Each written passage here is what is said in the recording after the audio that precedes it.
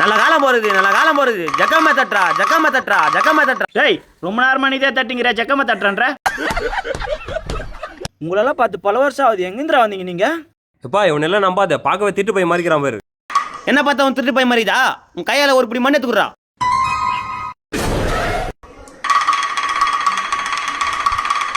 ஓம் காளி ஒக்கால ஓலி நீட்டா கையா. பா திருநூறுப்பா. டேய் வித்துக்காரனா தான் இருக்கிறான்.